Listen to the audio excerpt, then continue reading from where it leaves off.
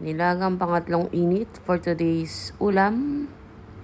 At yan, prito is tayo na parang tinapa na may maanghang na patisili at maanghang na pinakurat. Kainan time, pero syempre, pray muna.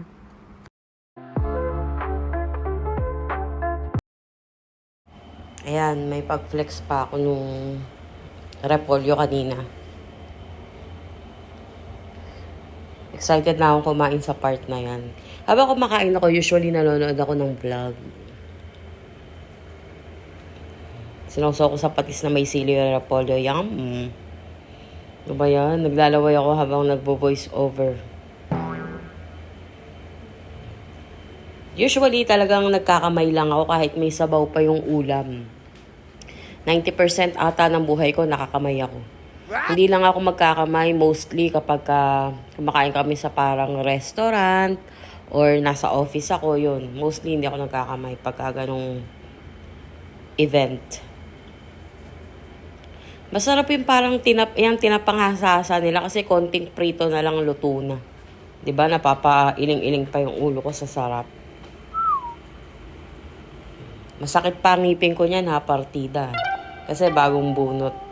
Tapos may stitch.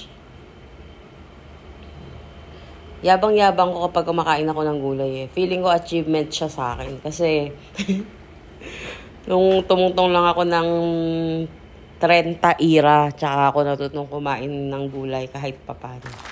Yan yung sabaw ko. Medyo matabang din yan. Kasi konti lang yung patis niyan. Nag-cut na nga kasi ko ng mga pampalasa masyado sa pagkain. Usually, maglalagay na lang ako ng medyo kompletong pampalasa kapag ako yung nagluluto, kapag may family occasion, may makikikain na kaibigan, mga ganong factor. Feeling ko tataba ako dito kasi dito sa bagong company na pinapasukan ko, pwede magluto. Pero same pa rin. Mag-isa pa rin ako sa room gaya nung dati kong company. Kaya lang, sa dati kong company, bawal magluto. Eh, dahil masunurin ako, hindi talaga ako nagluluto. Nagluluto lang ako sa kettle minsan. Kaya napaulit pa ako ng kanin. What? Pag talaga isda, ay, mahirap magpigil kumain eh. Yang nilagang baboy, second day na yan. Kaya talagang finish ko na today.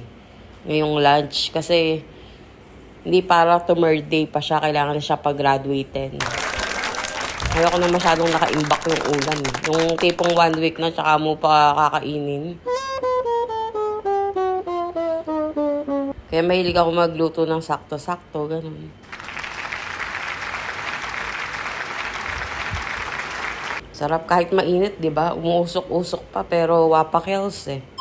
Lemon is life. Isda is lifer. Yan. Nanonood ako ng vlog during that time. Yung pinapanood ko yung sa Tony Talks, yung kila Papa Jack, tsaka DJ Cara.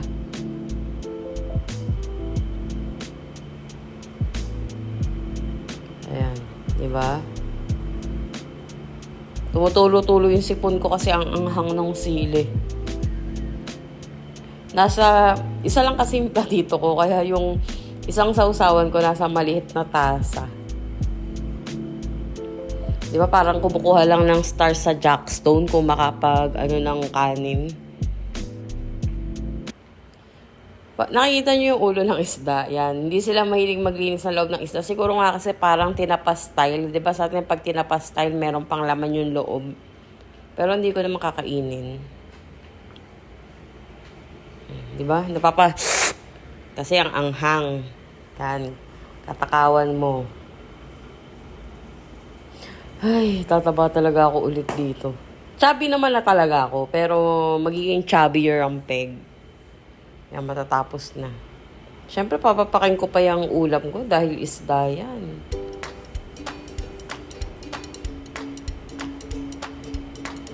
Diba?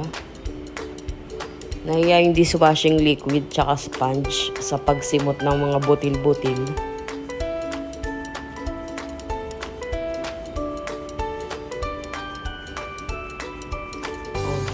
Umano pa.